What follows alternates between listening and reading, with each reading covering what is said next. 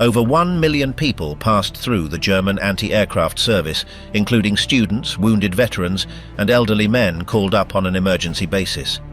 Flak cannons, from the 88 up to larger caliber pieces, were installed in squares, courtyards, factories, and concrete towers.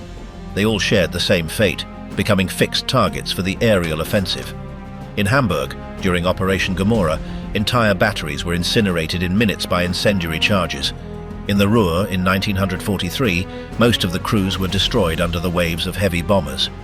In Berlin, the anti-aircraft towers ended up crammed with corpses, with bodies trapped within collapsed corridors. The few who returned did so with visible mutilations or with memories they could never recount. Why did a weapon intended to protect end up annihilating those who served it?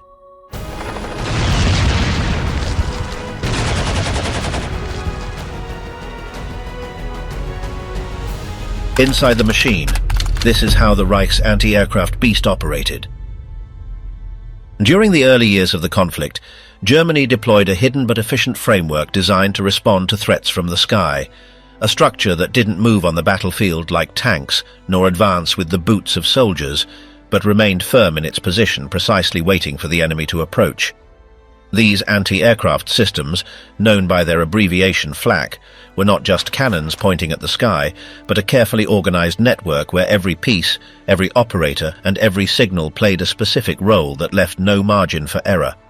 In its most visible form, a Flak was a large caliber cannon, like the 88 or the 105, which rose up in the middle of an esplanade or on a fixed platform ready to fire. However, what was not visible to the naked eye was the system that sustained it from within. These cannons did not operate in isolation nor respond by instinct. Each one was part of a battery, which in turn was connected to a broader group, linked to a chain of command and control that extended from small units to regional centers, all united by a constant flow of orders, data, and corrections. In each of these batteries, the organization was based on the coordination between operators who worked with specialized tools to measure the distance, altitude, and speed of the targets. Optical computing devices were used, and later radar systems like the Würzburg, which allowed targets to be detected before they were within sight. This data was sent to nearby command stations, where it was rapidly processed to determine the firing angle and the exact moment to open fire. Once the information was ready, it was transmitted to the cannon positions via telephone lines or direct cables, without the need for radios. The work within these positions was constant and meticulous. Operators took shifts day and night, checking instruments, verifying coordinates, and making sure everything was ready before the alarms sounded. Every movement was adjusted to the rhythm of a synchronized human machine designed to act seconds apart. Orders arrived from control centers that had a broader view of the air situation, and from there, joint responses between various batteries were coordinated to concentrate fire if necessary. This way of operating required not only discipline, but a well-defined hierarchical chain where every decision passed from one level to the next without interruptions or confusion. The elements that composed this system were not only on solid ground. Some sensors and observation posts were installed in elevated towers or mobile structures from where it was possible to track the movement of the airplanes and anticipate their trajectories. Although the cannons were the visible face of the defense, behind them worked technicians, calculators, communication liaisons, and supervisors who did not fire directly, but without whom the anti-aircraft fire would have been useless. Together they formed a network that united visual, mechanical, and human elements in the same structure that could adapt to different regions of the country or the front.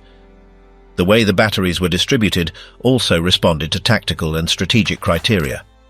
Some were placed around key cities as fixed points intended to protect industrial centers or railway stations. Others were moved within the ground front, positioned behind the main lines to offer broader coverage against sudden air attacks. Each grouping was organized in concentric rings or staggered formations, where the different guns did not act in isolation, but as part of a cross-defense that maximized the chances of a hit. Over the course of the years, between 1939 and 1945, this network transformed to respond to new challenges. The introduction of radars allowed for action even in conditions of low visibility, while calculation systems improved to adapt to faster and formation targets.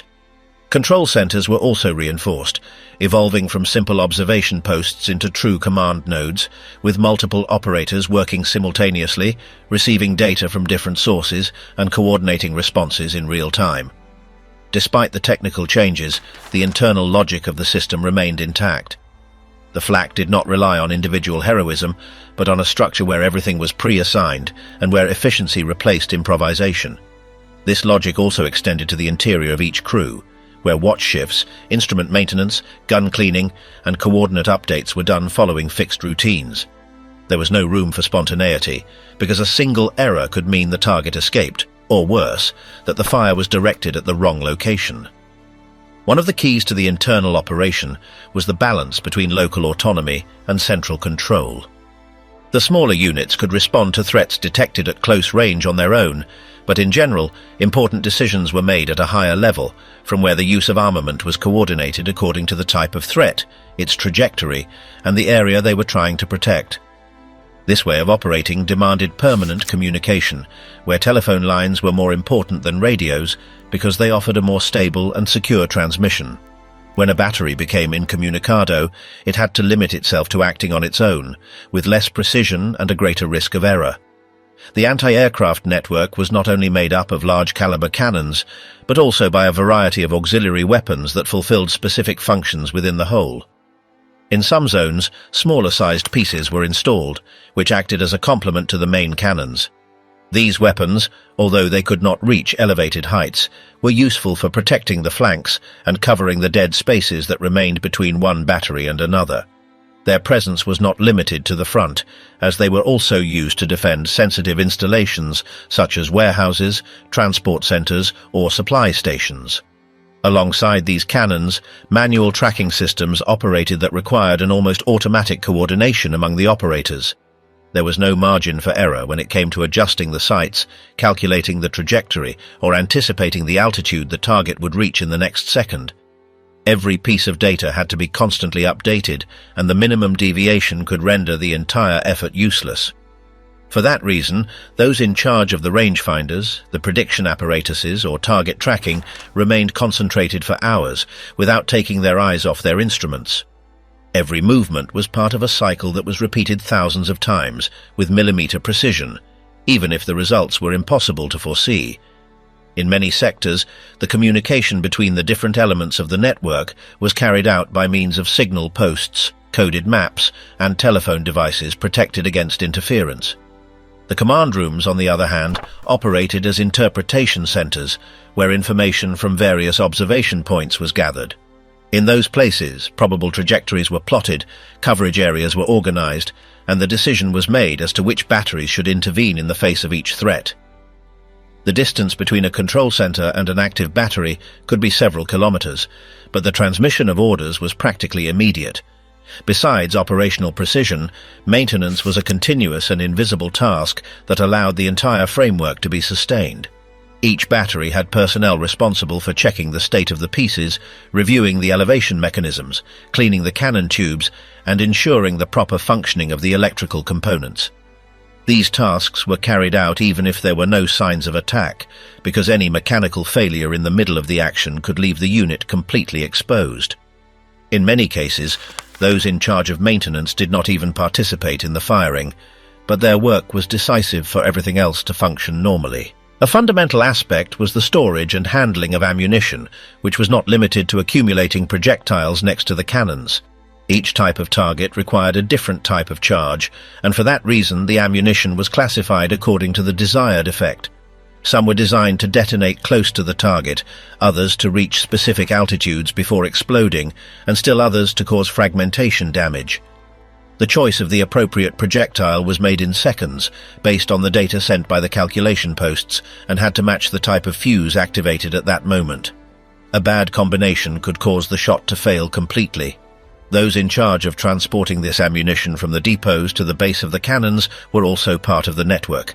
They used carts, cranes, or movable belts depending on the terrain, and had to maintain a constant cadence that did not interfere with the rate of fire. This process was complicated under adverse conditions, such as on muddy terrain or during the night, but it could not be interrupted. Even when not firing, the ammunition had to be prepared, checked and stacked following an exact order with clear labels and in secure positions. All of this was part of an internal logistics that was not visible from the outside, but which was vital for the actual functioning of the system. The interaction between humans and mechanical devices was so integrated that it was difficult to separate one thing from the other. The instruments could not operate without direct intervention, and the operators could not make decisions without the help of the machines. This symbiosis was one of the most characteristic features of the Flak system, which did not rely on individual intuition, but on a set of processes where information flowed constantly in a single direction, toward the moment of firing. Everything revolved around that instant, which lasted a fraction of a second, but which involved the joint action of dozens of people distributed across different functions. Another essential part of the system was the standardization of procedures. It did not matter if a battery was on the outskirts of a city or in a mountainous area of the Eastern Front. The instructions, diagrams, calculations, and methods were identical. This allowed any member of one unit to be transferred to another without having to relearn their function.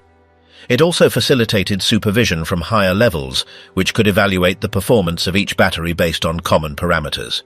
This level of uniformity was not accidental, but responded to an operational doctrine that understood anti-aircraft defense as a compact structure, with no margin for improvisation or individual creativity. Those responsible for coordinating this entire structure worked from regional offices connected to the deployed units. From there, they analyzed daily reports, adjusted the positions of the batteries, approved maintenance requests, and evaluated the results of the actions taken. Although they were rarely near the cannons, their decisions could determine which areas were reinforced, which equipment was replaced, and which sectors became operational priorities. At this level, maps, statistics, and diagrams were as important as the projectiles or the cannons. Even in moments of inactivity, the system never stopped. The batteries remained in position, the communication lines were kept open, and the instruments were checked over and over again, as if the attack were imminent. This routine was not a simple preventative measure, but a way of functioning that was sustained even when there was no engine noise in the sky. It was precisely that constancy that defined the system, a structure that did not depend on urgency, but on habit, on permanent control, on the detail that could not be overlooked. That was the invisible network that sustained the German anti-aircraft cannons.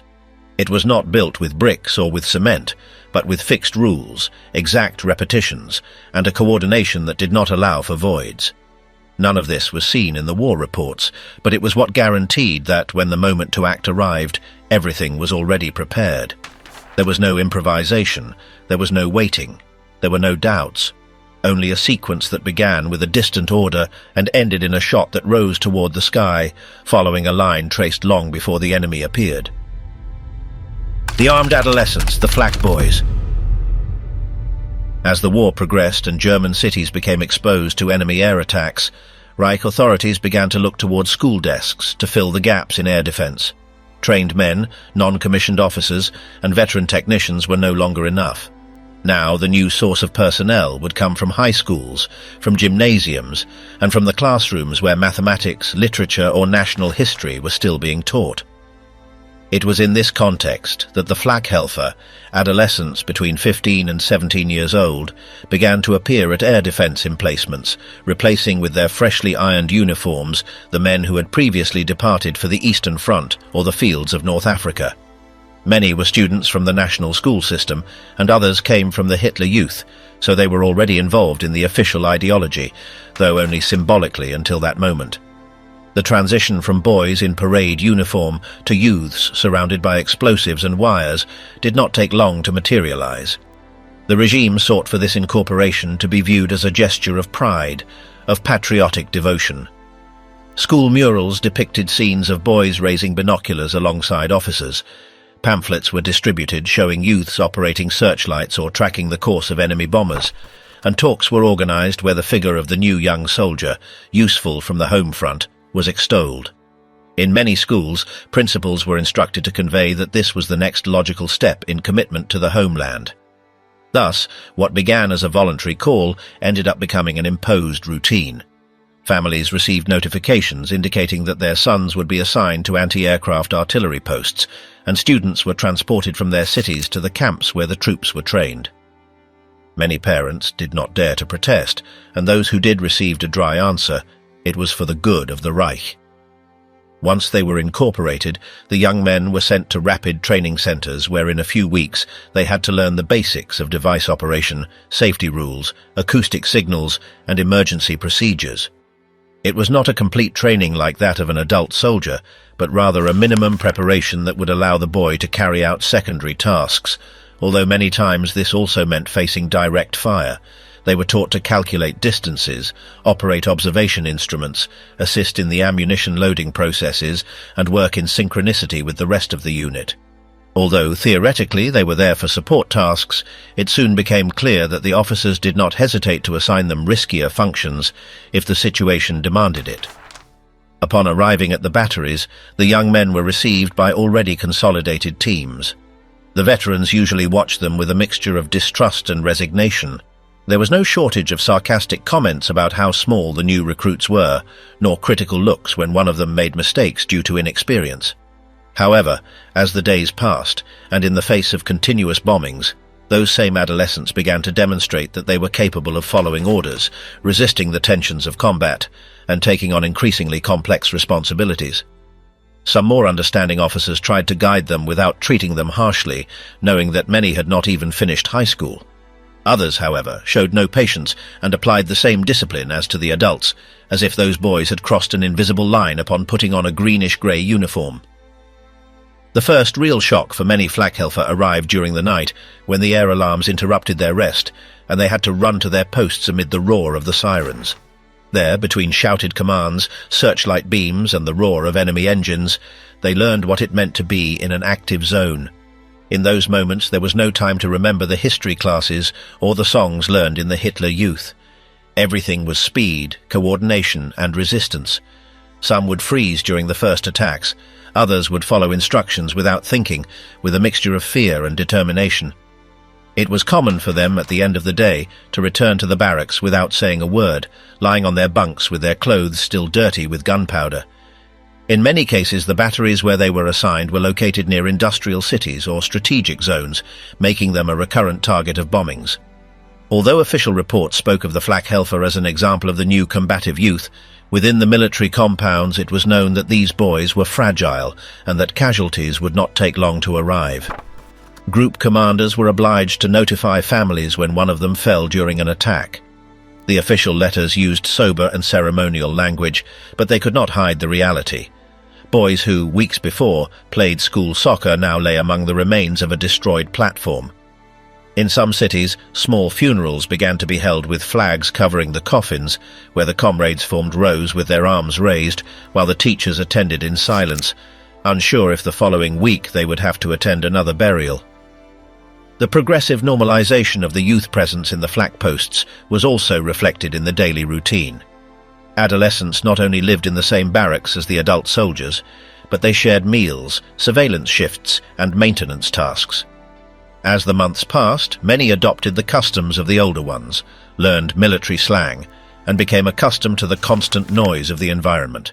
The most skillful were promoted to control positions, or designated as officers' assistants, while others remained in more basic functions such as cleaning components, controlling reload time, or transmitting orders between sections. The integration was progressive but inevitable, and after a few weeks it was no longer possible to distinguish between veterans and recruits in many operative tasks. Although many arrived with a mixture of enthusiasm and fear, convinced that they were doing the right thing for their country, that spirit soon transformed into exhaustion and resignation. The day-to-day was marked by constant tension, long watches, and the uncertainty of not knowing if the sirens would sound again that night. The nocturnal bombings often left more than ruins. Among the rubble, it was not uncommon to find the bodies of adolescents with helmets still on, or with singed jackets, trapped next to the devices they were trying to protect. In some places, the rescue teams were their own comrades, who with shovels and bare hands tried to unearth those who had been left under the platforms or near the ammunition depots that had exploded.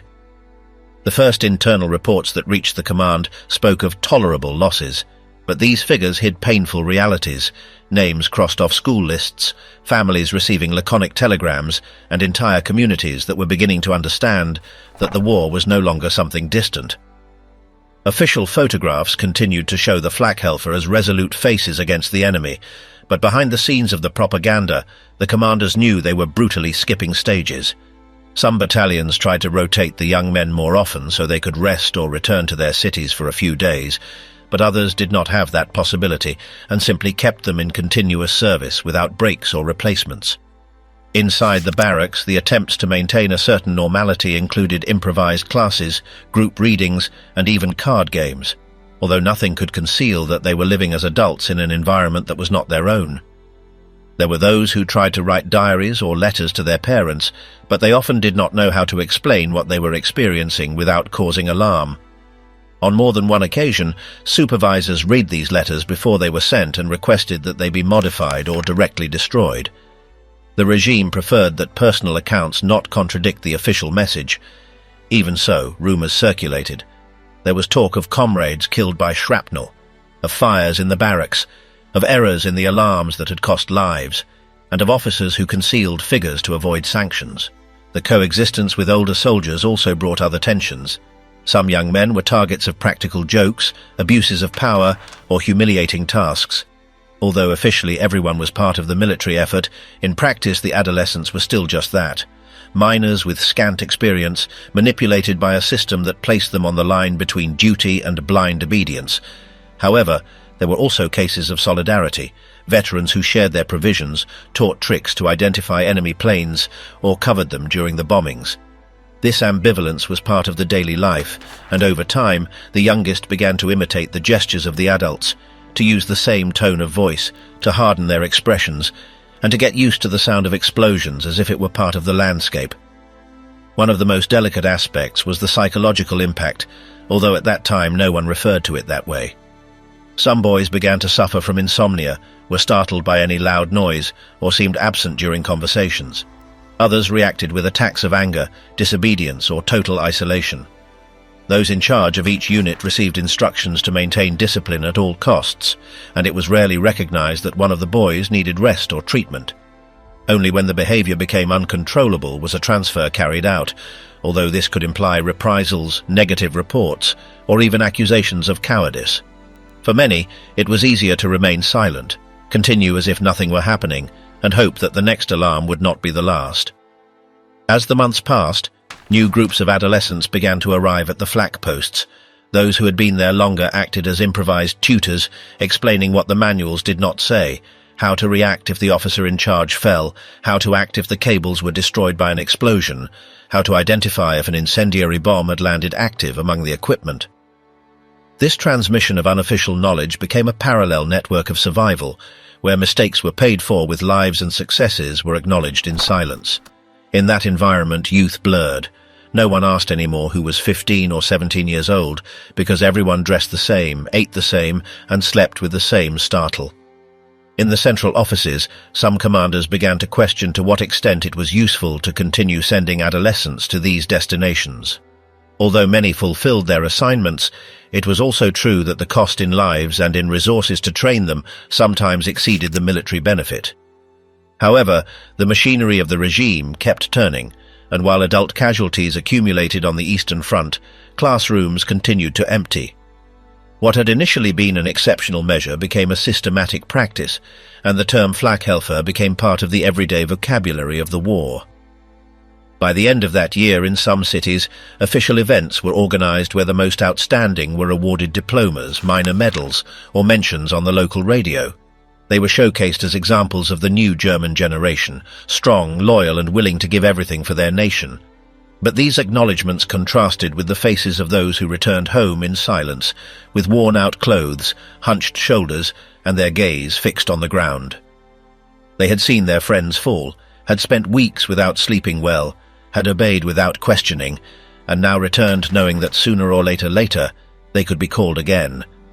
For many, this experience not only marked their time in the war, but snatched their adolescence without warning, leaving them in a dead space between the childhood that no longer existed and an adulthood into which they were forcefully pushed. Perfect targets, the hell of being seen and not being able to run. Those who were in charge of the anti-aircraft guns knew from the first day that they had no escape. Unlike other units that could move or take cover on the move, the flak batteries were installed in fixed positions with a clear and rigid mission: to shoot down enemy bombers before they reached their targets. This immobility made them easy prey, as Allied planes knew precisely where they were and how to attack. From the air, the concrete towers and the rings of guns surrounding cities, factories or railway areas stood out as unmistakable silhouettes, with no possibility of camouflage or displacement. They were there to resist, not to move, and that meant that sooner or later they would be hit. The groups in charge of those posts remained day and night next to their weapons, with no margin for withdrawal when an attack was imminent. Once the sirens sounded and the echoes of the engines filled the sky, the only thing left was to cling to the routine. Load, aim, fire and repeat, hoping that one of the bursts would manage to pierce the enemy formation before it released its payload. But it was not a balanced competition. The enemy coming from the sky did so in well-organized groups, with detailed information about each defensive position and with specific weaponry to pulverize everything below. The formations of Allied heavy bombers had improved over time. By the middle of the war, they were already moving in groups of tens of planes with studied trajectories, precise altitudes, and plenty of armament. The North American B-17s, for example, not only carried high-power bombs, but were also surrounded by machine guns to cover all angles. The British, for their part, relied on the Lancaster, whose load capacity and resistance made them ideal for traversing the heart of Germany.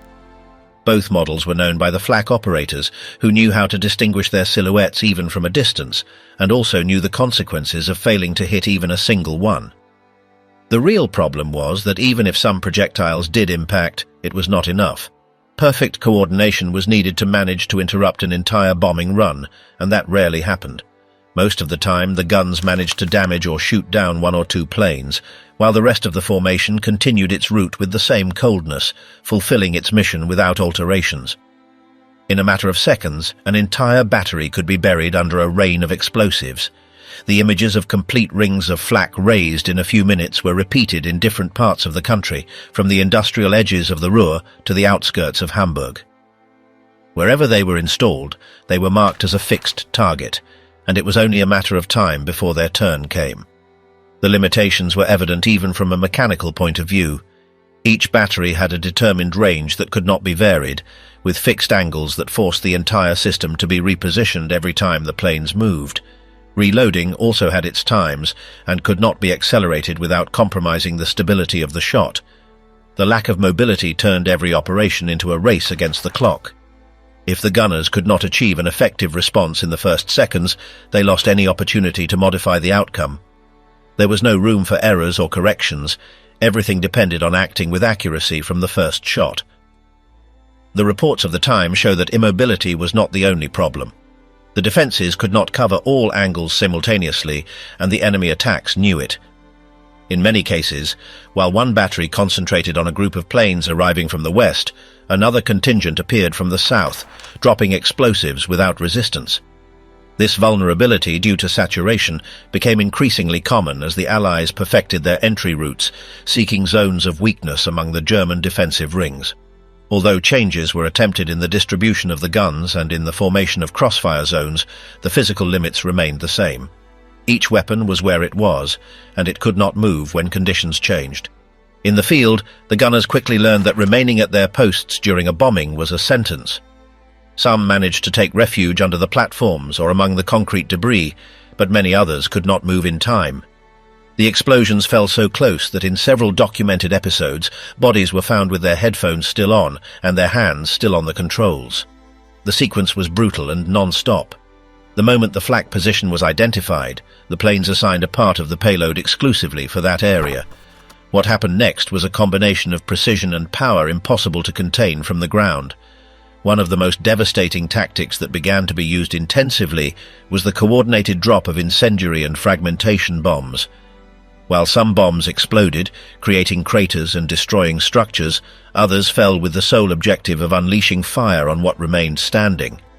Projectiles loaded with napalm adhered to bodies, to the remains of weaponry, to auxiliary vehicles, and made any attempt at response or rescue impossible.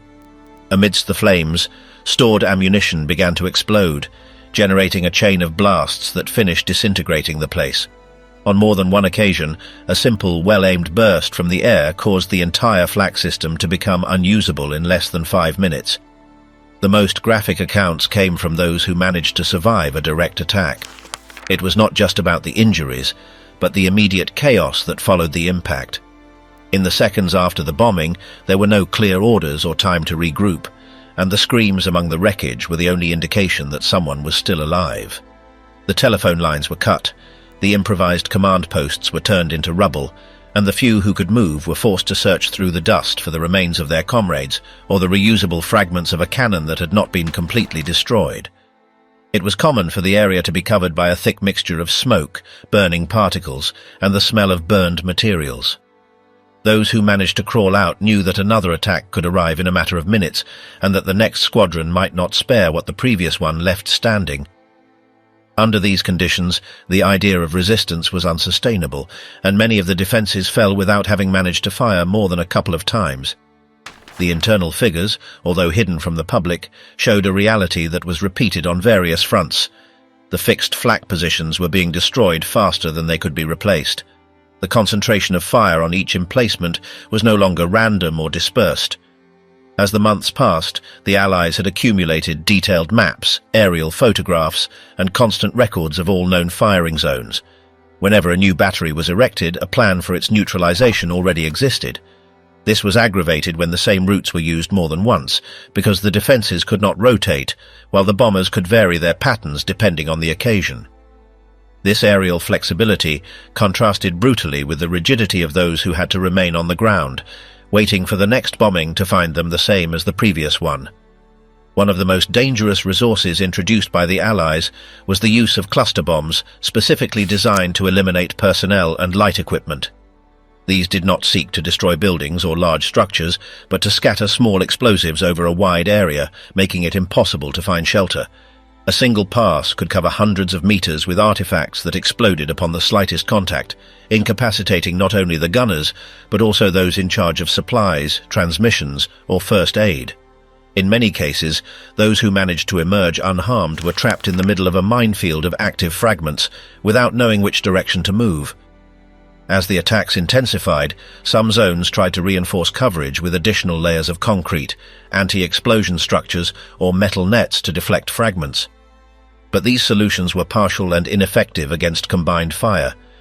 A coordinated bombing with different types of ordnance dropped in sequence could penetrate any barrier. The explosions overlapped, blowing out the roofs, then the supports, then the walls, until nothing remained but a smoking crater where a defensive position once stood. The attempts at fortification ended up being useless against the quantity and precision of the weaponry falling from the sky. The approach routes had also been studied down to the millimeter by the Allies. They avoided areas of greater defensive concentration, entered from unexpected angles, or performed night flights to reduce reaction capability. This forced the gunners to remain in a state of constant alert, never knowing where the next group would come from. The accumulated tension was visible in every movement. Many worked without sleep during prolonged shifts, with their gaze fixed on the radar or the sky, trying to detect any shadow that broke the monotony. Some collapsed from exhaustion in the middle of the shift, others were replaced by equally exhausted soldiers, but the system did not stop. In parallel, internal communications became increasingly chaotic. Orders arrived late or did not arrive at all, and units operated more by reflex than by coordinated instructions. On occasions, two neighbouring batteries fired in opposite directions without knowing that the target had changed, or were left waiting for reinforcements that never appeared. The saturation of the system, added to the progressive destruction of the command towers, turned every day into an exercise in survival rather than organised defence. It was a static war against an air force that continuously improved its aim and its lethality. The memoirs collected after the conflict show that many of those who went through a flak position never spoke of it again. Some simply could not bear it, others felt marked by the memory of having been part of a machine that offered no way out. It was not just the fear of dying, but the feeling of being tied to a place where danger was inevitable. No one could escape when the bombing started, no one could move from their post, no one could choose whether to shoot or not. They were there, visible from kilometers away, waiting for the next round not to be the last.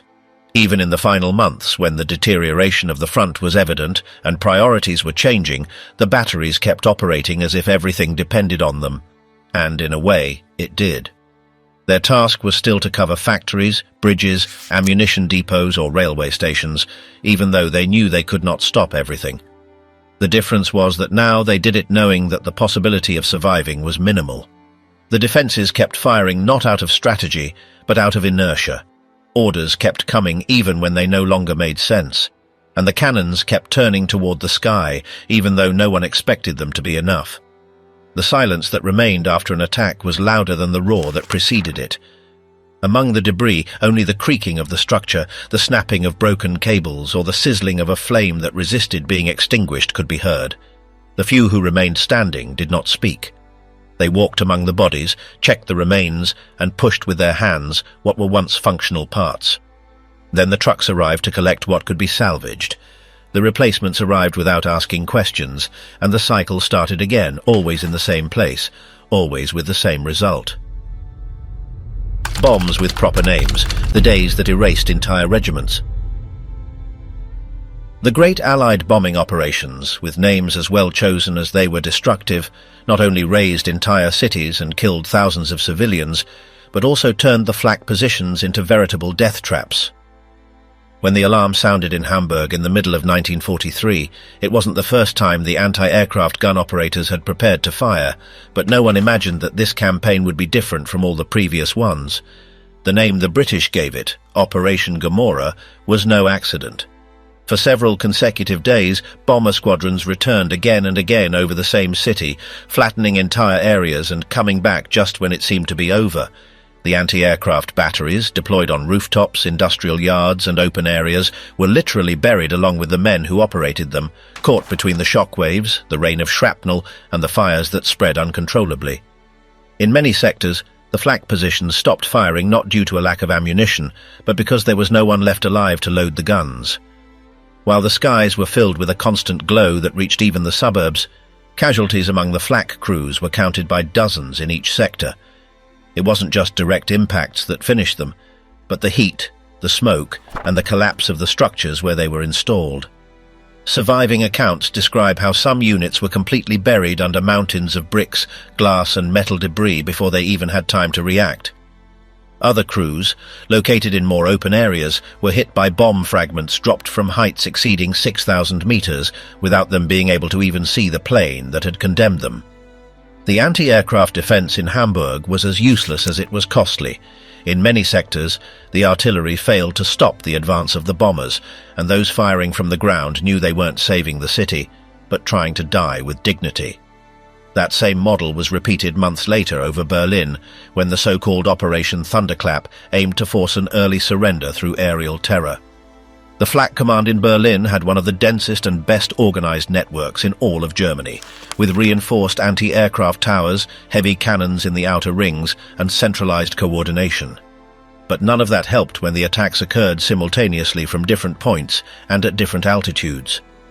Allied formations arrived from the north, crossed over the city center, and exited through the south, while new groups entered from the west. The Flak operators found themselves saturated, unable to track all targets or maintain sustained fire in all directions. Communications between towers and intermediate posts frequently failed due to power outages, and the smoke from the fires prevented them from seeing the enemy formations clearly. In many urban sections, the Flak towers, which were theoretically almost indestructible, suffered direct impacts or partial collapses. The outer platforms were exposed to shock waves, which displaced even the most experienced gunners. Some witnesses spoke of comrades being literally thrown into the air when nearby projectile depots exploded. In the railway yards and industrial zones of the outer ring, the mobile Flak units, which had been deployed on adapted trucks or wagons, were simply pulverized by chain bombings. As the days passed, it became evident that the defenses were not only insufficient, but were being methodically annihilated. Subsequent survivor reports speak of entire days without being able to leave their positions for fear of being trapped, of batteries that continued firing even though they were no longer receiving orders, and of commands that disappeared without a trace. In one of the hardest-hit industrial zones of East Berlin, a group of young men operating a light battery was found several days after the attacks, completely burned, still with their hands on the cranks of the cannons. But if the air campaigns over large cities were brutal, the so-called Battle of the Ruhr in 1943 represented a new dimension for the Flak units, because there they not only had to face the systematic bombing of industrial centres, but also constant pressure for weeks. The factories, depots, refineries and power plants in the region were attacked with daily intensity, and this forced all defensive devices to be kept operational without rest. The Flak operators barely slept, ate on the platforms and repaired the systems between one attack and the next. The physical and mental saturation was such that some posts rotated wounded servicemen if they could still hold the guns with a single hand. Unlike other areas, there were no truces or pauses here to reorganize. In cities like Essen, Duisburg or Bochum, where the metallurgical complexes were surrounded by rings of anti-aircraft batteries, the attacks were so repeated that the terrain changed shape. Several reports speak of areas where the ground sank due to the number of explosions, and of trenches that ceased to be useful because they simply disappeared. The Flak positions were caught in that attrition, taking hits in every wave with no possibility of repairing the towers or fully resupplying. In many of these zones, when reinforcements were finally sent, the only thing they found were smoking structures and unusable guns. There were no detailed casualty lists because, according to the reports themselves, in several detachments, no one was left alive to write them. In the final weeks of the offensive over the Ruhr, Flak operators found themselves working amidst craters, ruins and piles of rubble that had once been urban areas. Supply routes were blocked or exposed, and ammunition vehicles could not approach without being detected by enemy aircraft. The gunners walked long distances dragging boxes between devastated zones, while the sirens continued to sound relentlessly. Most of those who resisted in their posts did so without knowing if their shots had any real effect, or if they were following a useless routine against a force that did not diminish. As the attacks were repeated, orders became more chaotic, and losses silently mounted.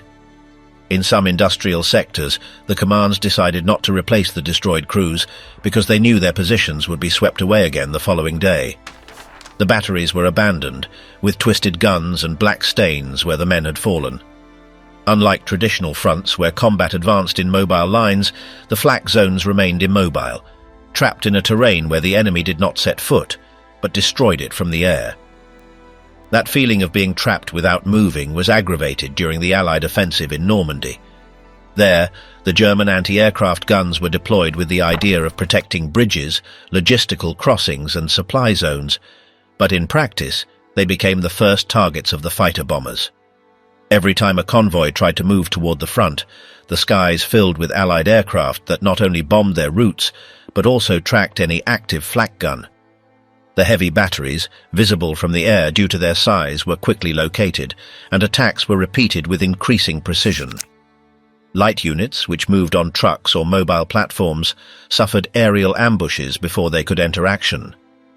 In that phase of the conflict, Flak operators no longer only feared bombs, but also machine gun fire from low altitude.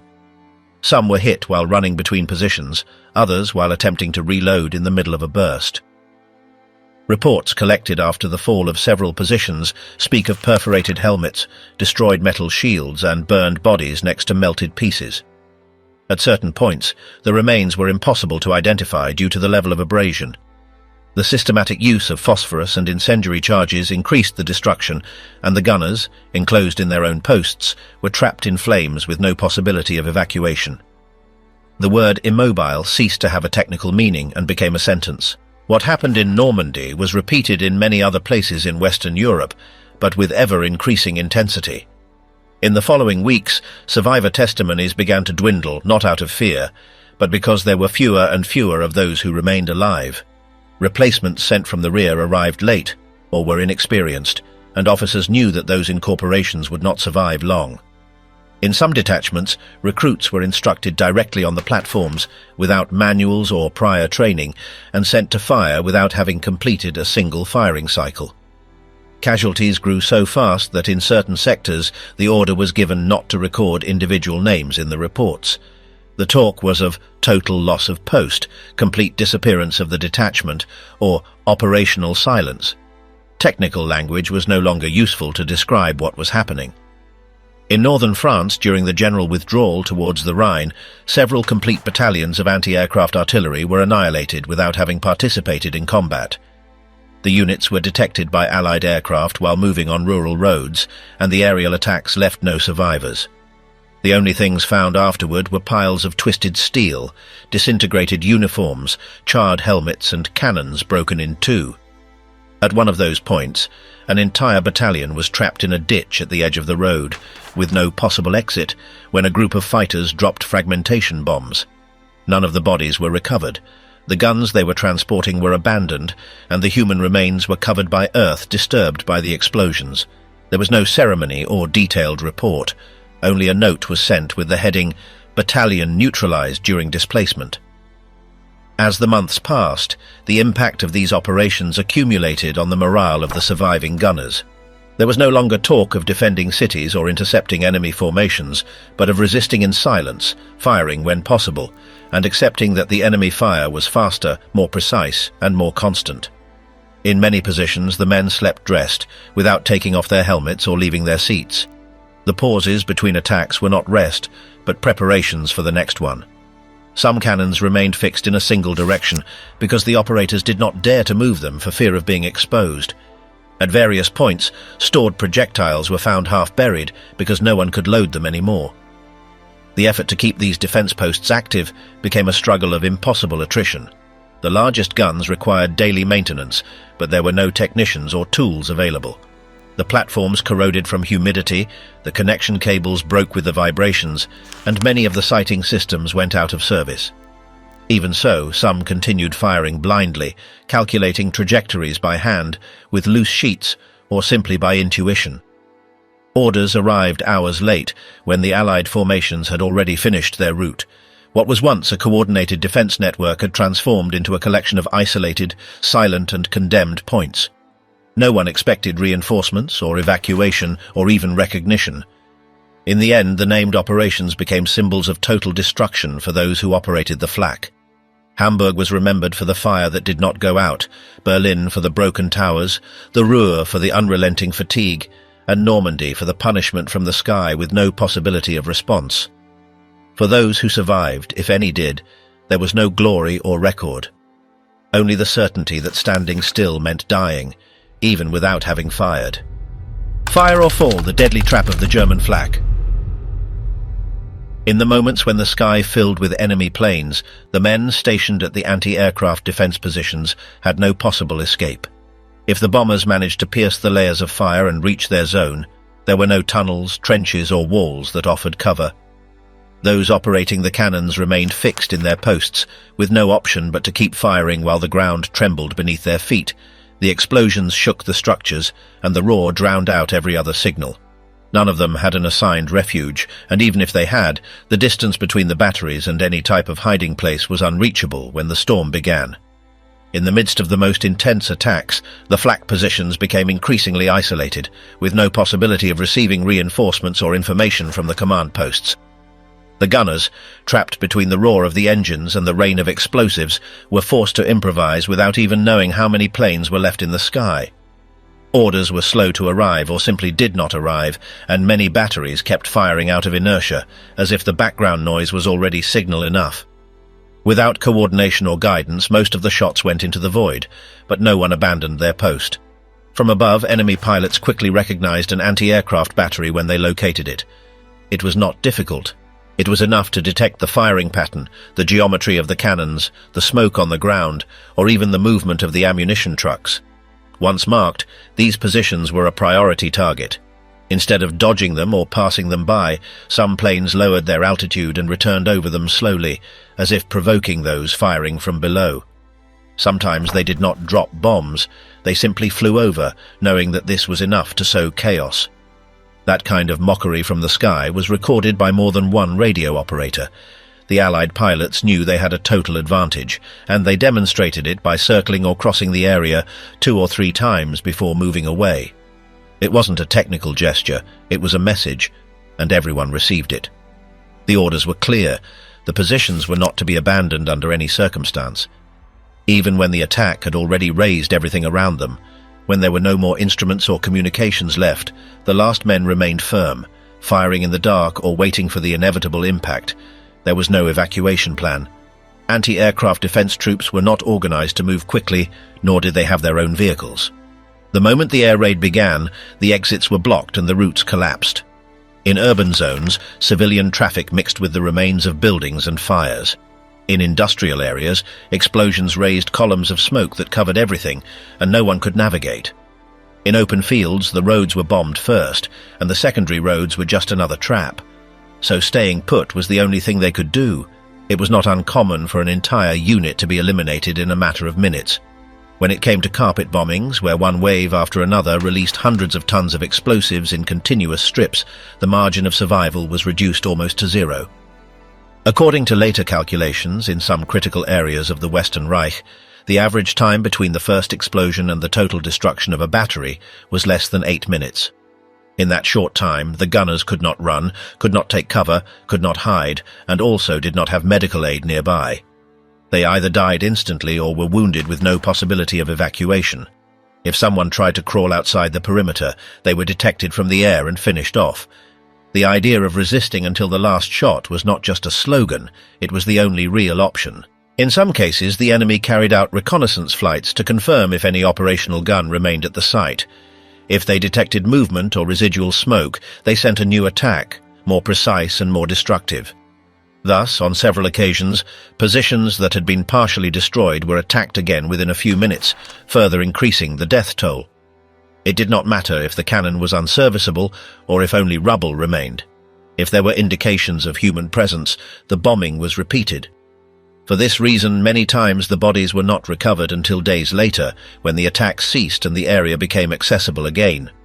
And what was found then was an unrecognizable mixture of earth, metal, blood, and burned uniforms. Some accounts mention that in the final months of the war, the attackers' behavior changed slightly.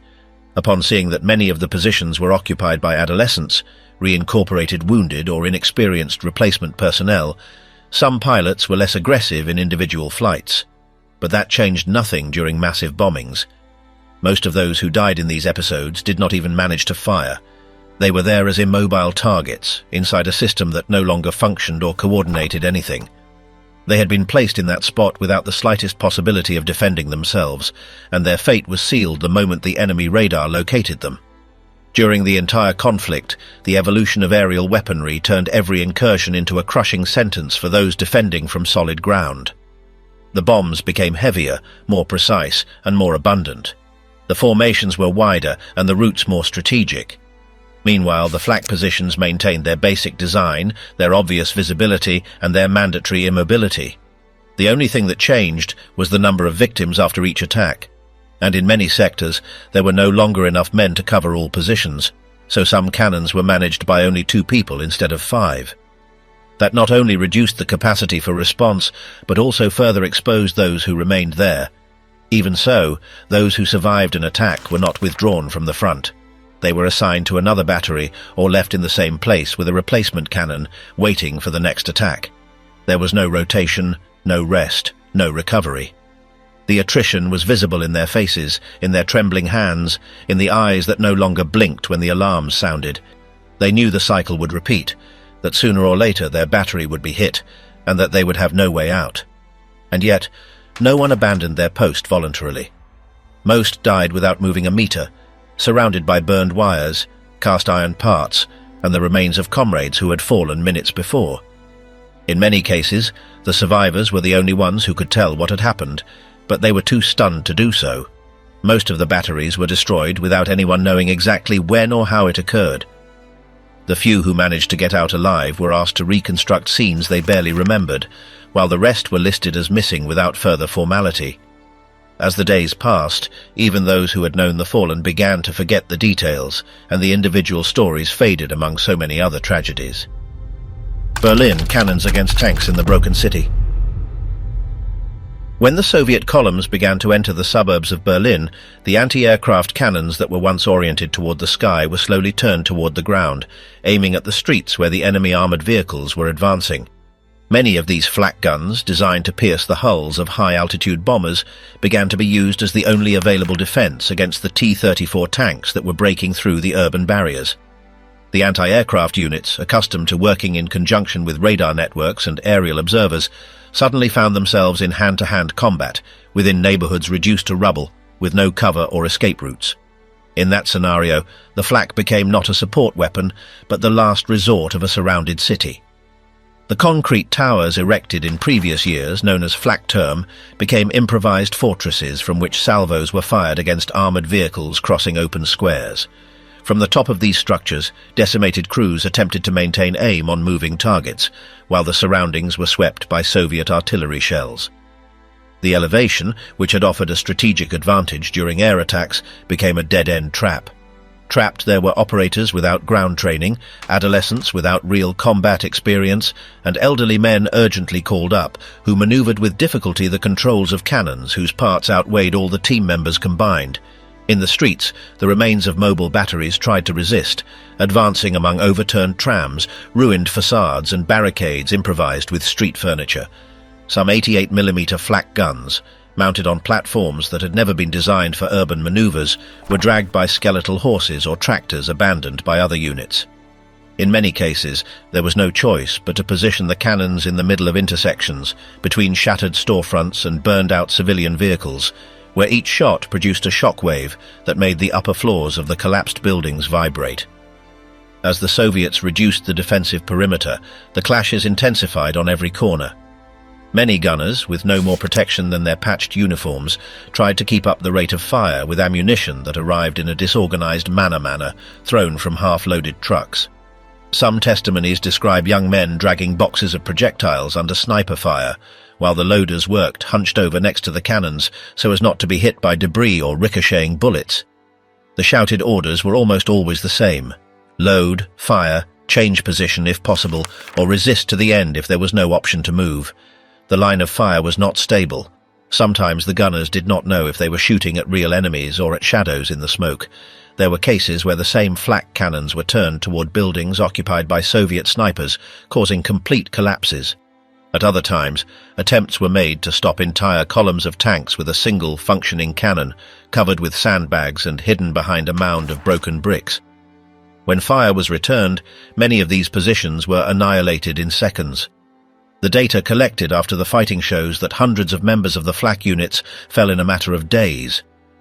In districts like Tiergarten, Moabit, and Prenzlauer Berg, casualties multiplied hour after hour. Some battalions were literally erased. Their remains, when they could be recovered, appeared among masses of molten steel, burned uniforms, and twisted platforms. There was no organized evacuation. Most of these positions held out until they ran out of ammunition or until Soviet tanks drove over them. In several sectors, bodies were found still at their posts, with their hands on the cranks, their eyes open, and their helmets welded to their heads by the heat of the impacts. Improvisation reached the point of using anti-aircraft projectiles without adapted fuses, forcing immediate detonations to cause direct damage. Precision was irrelevant. They fired at the sound, at the vibration of the streets, at the echo of the Soviet engines. Occasionally, the cannons were used as a psychological barrier, generating a constant roar that prevented enemy troops from advancing with confidence. But the Soviets continued, unstoppable, surrounding every defended square, every standing tower, every cannon that still responded. One of the most documented scenes is that of a group of adolescents, most without real military training, stationed near Alexanderplatz, operating a twin-barreled flak alongside a group of elderly residents. They had received basic instructions only a few hours before, with barely a practical demonstration. When the Soviet attacks began in that area, the young men tried to respond blindly, guided by the shouts of observers watching from half-closed windows. For hours they continued firing without knowing exactly if they were hitting the target. When the neighboring tower was hit by heavy artillery, the survivors ran to take refuge in collapsed basements. At the end of the day, the cannon was still in position, but all its operators had died, some still hanging from the metal supports. Cases were also recorded in which Soviet units managed to capture intact flak cannons during the final assaults. Instead of destroying them immediately, several of these cannons were used by the attackers themselves to fire at other German defensive positions.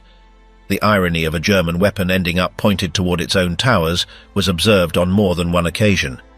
Soviet combat reports mention episodes where captured Flak guns were turned toward the defences of the Chancellery or the Reichstag, firing with precision against desperate nests of resistance.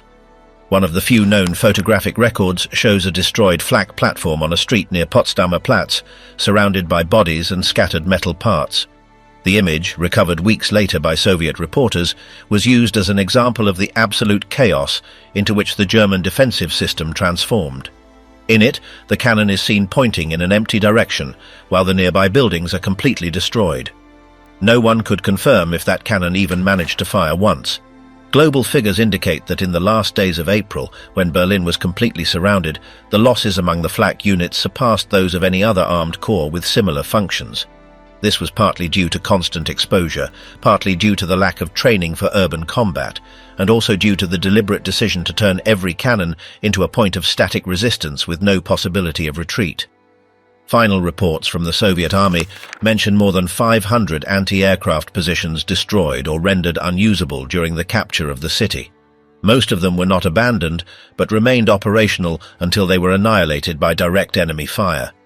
In the final stages of the battle for Berlin, most anti-aircraft batteries remained active, not because there was any hope of stopping the enemy, but because there was no other possible function for the men who operated them.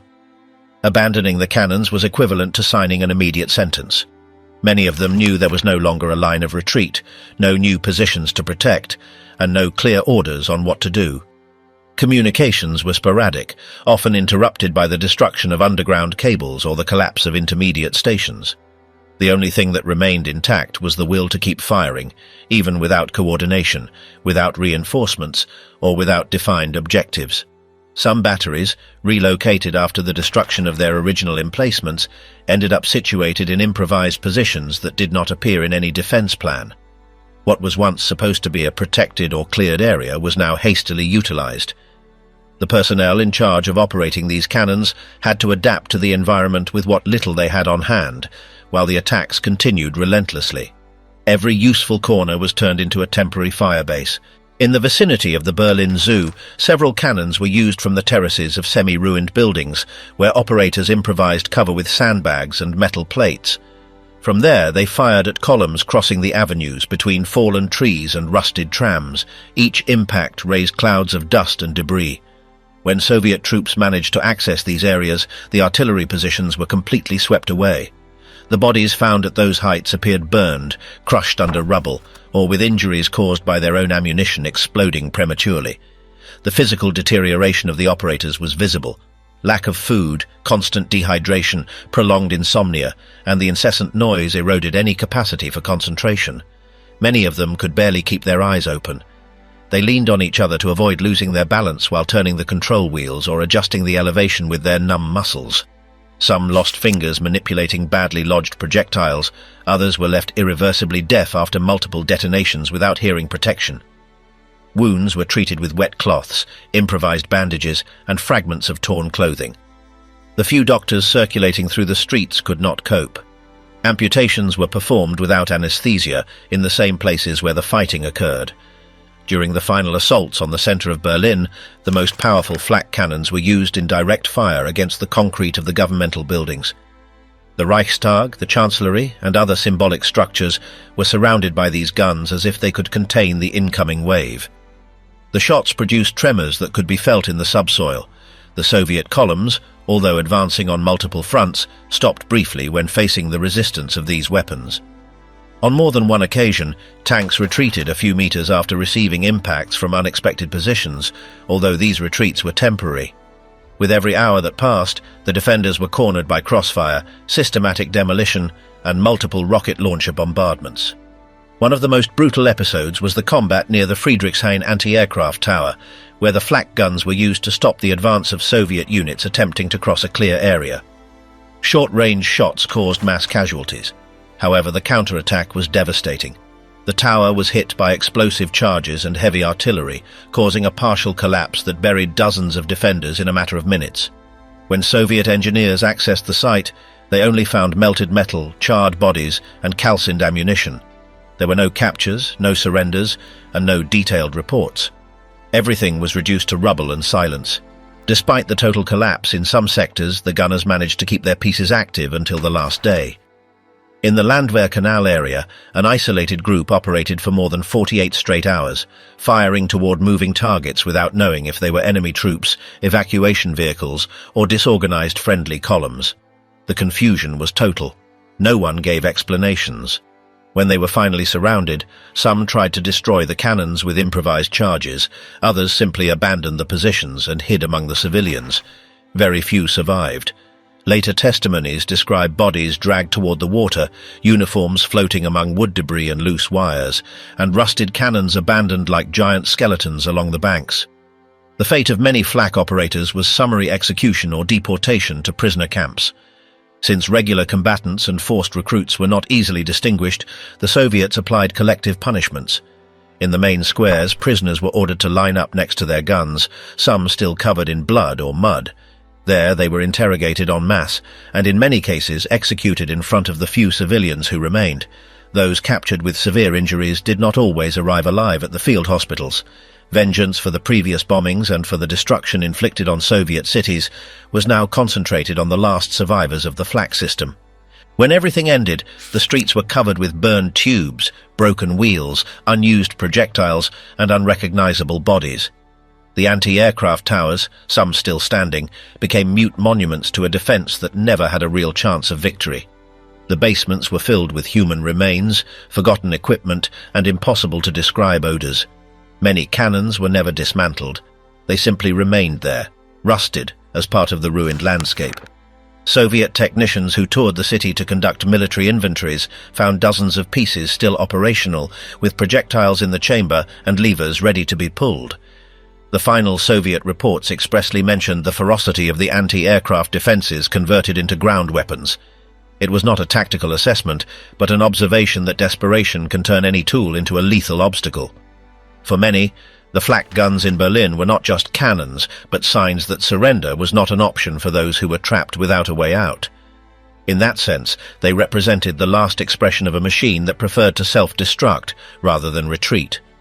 What should have been a shield for the cities turned into a trap for those who served it. The flak system, which had been deployed to intercept aerial threats, was caught in a conflict it could no longer control. The gunners, forced to resist until the last moment without support or escape, watched as the structures surrounding them disappeared one after another. In the end, more than a defense, it was a shared condemnation. Silence, scars, and madness, the other death of those who remained. Upon the end of the war, the few who had managed to escape alive from the hell of the flak positions returned home without quite knowing how to continue, where each one arrived silently carrying what remained of his unit, his friends and his own body, some with missing parts, others with deep scars that no one wanted to look at, and almost all with memories they preferred not to mention, even though they burned inside them every time they closed their eyes. There were boys whom the war had returned with an unrecognizable face, with one leg missing, or with a broken voice, while others appeared to be fine, although they had not slept a single full night for years, where everything they had seen and heard while serving next to the cannons followed them as if they were still there, trembling under the roar, awaiting one more attack. Many did not talk about it, not even with their own families, nor with their brothers nor their wives, and some never said a single word for decades, as if mentioning it would break something they were barely managing to hold together. Some hid their injuries with long clothes or clumsy excuses, and when someone asked, they responded with evasions or shut themselves in rooms where no one saw them. Several were left alone in towns where they no longer knew anyone, while the years passed and no one else asked what they had done or how they had survived it. In that environment where war was now just a word, they lived as if it was still happening, but without anyone by their side. Some ended up losing their minds or being trapped in repetitions of gestures, sounds, and phrases that they heard over and over again in their head. One of them, who had served in the West, recounted that every dawn for more than 10 years he would wake up covered in sweat after dreaming that his battery was hit again and his comrades were burning alive without him being able to do anything. Another, who had been evacuated from Berlin with wounds on his back, said he could not climb stairs without his legs trembling, because each step reminded him of the sound of concrete collapsing after the bombings. Some avoided storms or threw themselves to the ground upon hearing loud thunder, as if they were still waiting for an explosion. Without ever fully recounting their experiences, some ended up pulling away from everything, disappearing from their surroundings without explanation, leaving vague letters or simply absences that no one wanted to investigate. Among those who remained in contact, these cases were spoken of as if they were part of an inevitable cycle, as if the outcome had been written beforehand. Even those who managed to keep working or form families did so, dragging a weight that could not be spoken aloud, and many ended up developing illnesses with no apparent cause, from migraines to blood pressure problems or skin ailments that doctors did not know how to treat. Sometimes, when the silence became unbearable, the end arrived without warning. No one spoke of suicide, but everyone understood it. One of the former Flak helfer remembered that, after the surrender, he was admitted to an improvised hospital where the doctors did not even know what to ask them. He recounted that he felt like just another broken piece among hundreds of bodies, where only those who were still breathing were differentiated. He said that for weeks no one said a single word to him about his unit or his dead friends, and that all they asked was if he could move his arms or eat without help. He himself had seen his comrades fall under an air attack so violent that the corpses were unrecognizable, and he maintained that neither the doctors nor the post-war officials knew what to do with that kind of memory. In many towns, when the ex-Flak tried to integrate, they noticed that people avoided looking at their scars or changing the subject when they told where they had come from. There was a kind of invisible barrier between them and others, especially when it came to the youngest, those who had not been near a battery or knew what it was like to shoot at a plane coming towards them at full speed. Some acquaintances even treated them with pity or distance, as if they were part of a past that should be forgotten. Several were denied jobs for having spent too much time on the front, and others had to hide that part of their history so as not to be treated as dangerous or as someone with mental problems. One of the accounts collected in the subsequent years spoke of a young man who had served in a unit in the north and who, upon returning to his hometown, was received by his mother with tears and by his neighbors with unease. He recounted that no one knew how to talk to him, and that on more than one occasion he secretly heard them saying that he had returned half crazy or that he had nightmares every night. He himself said that for years he avoided telling what had happened to his comrades because on one occasion when he did, a woman replied that it no longer mattered and that everyone should move on. The German state in the first years did not give much recognition to the Flak survivors. Many of them did not even appear on the official lists of veterans or receive compensation for their injuries, especially if they were not visible. The authorities had other priorities, and the reconstruction moved forward without looking back, so the former servicemen of the anti-aircraft system were left aside, without medals, without tributes, and in most cases, without anyone asking them how they were. Some managed to make arrangements on their own to obtain small pensions, but most did not have sufficient proof of their participation, or their files had disappeared with the chaos at the end of the war. As the years passed, several tried to organize among themselves to maintain contact and share their stories, even if not aloud. Some wrote letters or met on specific dates, not to remember the past with pride, but to ensure that at least among themselves someone knew what had happened. In those meetings, the names of the fallen were repeated without the need for monuments, and anecdotes were mixed with long silences that no one interrupted. There was no need to explain what it meant to see a comrade die without being able to reach him, or trying to sleep knowing that the next day would be the same again. Many of these stories only came to light decades later, when the few who remained began to speak, not because they had overcome what they lived through, but because they knew that if they did not tell it, no one else would. Some did it so their children would know the truth, others to leave evidence that not all who survived were truly able to keep living. There began another kind of narrative, one that was not written in history books or taught in schools, but that continued to echo in the memory of those who had shared the dust, the noise, and the fear next to the cannons. Among the former servicemen of the Flak system, there were those who were never registered as veterans, nor officially considered part of a military structure. Having not worn a full uniform, and having been recruited as adolescents, many of them didn't appear in the archives or in the ministry records, which made any attempt to justify their time in the anti-aircraft defences difficult. Some tried to request certificates, but the local offices replied that their participation was not recorded, or that the documents had been destroyed in the bombings at the end of the war. This left them in a kind of limbo, without access to benefits. and without the possibility of proving what they had lived through for years. The silence they carried was not only personal, but also institutional. They did not appear in commemorative speeches, nor in the ceremonies of the new state, nor in school books. Unlike other units, no one took charge of rescuing their stories or rehabilitating their image. This generated a feeling of collective abandonment among them, as if they were a discarded generation, necessary at the time but forgotten afterward. Several of those who survived the end of the conflict dedicated themselves to modest jobs or remained in low-profile employment, where they could go unnoticed and not talk about the past. In some cases, they were rejected even by other veterans. The infantry or artillery soldiers considered them a lower category, or looked at them with a certain suspicion, as if they had been in a different kind of war. But the reality was that many Flakhelfer had witnessed more deaths in 1 week than other soldiers had in months, and they did so without the possibility of moving, protected barely by a low wall or an improvised trench. The rigidity of the service, the incessant noise, and the certainty of being a fixed target were conditions that were not always understood outside that environment. As the years went by, some of those former operators began to present physical symptoms that post-war doctors did not know how to treat. Hearing problems, sleep disturbances, panic attacks, and loss of sensitivity in the extremities were common, but often misdiagnosed or simply ignored. Some went to medical consultations without ever mentioning their time with the anti-aircraft cannons, which further hindered treatment. In other cases, they were told that their symptoms were nervous or due to stress without further investigation. Since many of them had already learned not to talk, they accepted these diagnoses without discussion. Time did not alleviate what they had lived through. For many, everyday noises became unexpected triggers. The slamming of a door, the roar of a machine, the sharp sound of an alarm were enough to provoke an automatic alert reaction. Some became paralyzed, others instinctively ducked or covered their ears as they did in the middle of a battery. These types of behaviors were not understood by those around them, and often resulted in mockery, isolation, or family breakups.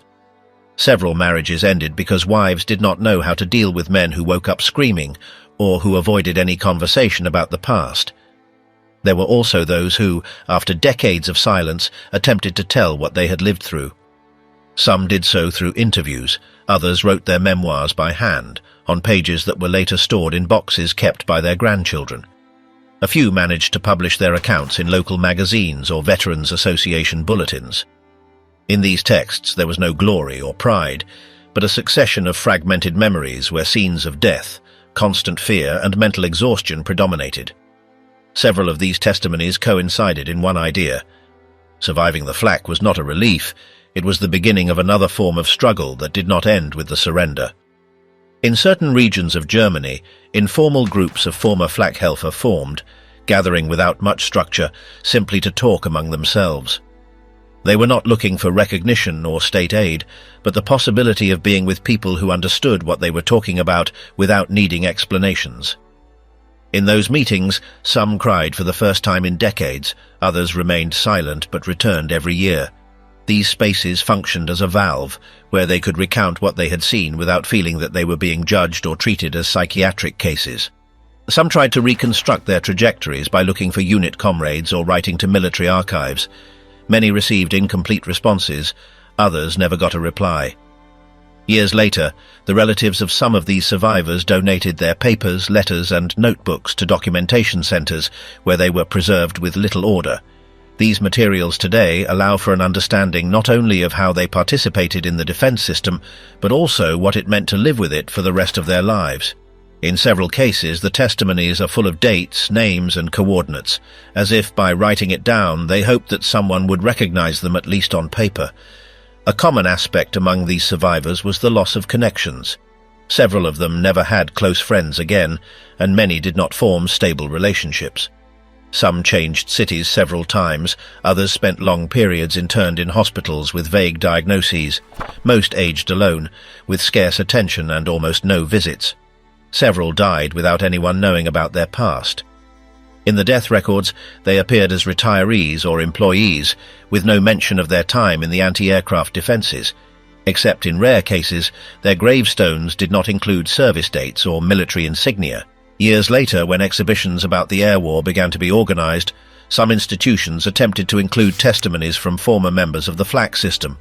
but most of the materials were incomplete, without context or authorization for public use. In other cases, the survivors refused to participate, arguing that they did not want to relive it. Some agreed to give their accounts only if their names were not used. Even then, several requested that details about locations or names of dead comrades be omitted, as if they still felt they were betraying a code of silence. In recent years, some grandchildren and great-grandchildren have recovered the letters, photos and notebooks of those men, trying to reconstruct what they lived through. Through those documents, it was learned that many wrote for themselves, not with the intention of being read, but so as not to forget the names of those who had died by their side. Some noted, day by day, the attacks received, the guard shifts, or the changes in personnel. Those papers, often written in pencil on pocket notebooks, represent the little that remained of hundreds of young men who were never honored. When the Flak survivors began to die in greater numbers, very few obituaries mentioned their past. Most local newspapers dismissed them as anonymous retirees or former employees. Only on rare occasions did someone refer to their participation in the defense of the country. In general, all of that remained in the past as something that should not be spoken of again. They, who had faced the fire, who had seen their comrades die burned or torn apart, were buried without honors or official recognition, while the records that mentioned them remained stored in forgotten boxes in dusty archives. Today, what remains of them are scattered oral testimonies, personal notes, and some archive interviews that barely scratch the surface of what that service was like. Deep down, for many of them, the end of the war did not mean peace, but the beginning of a slow forgetting that spread like another form of death, less violent but just as definitive.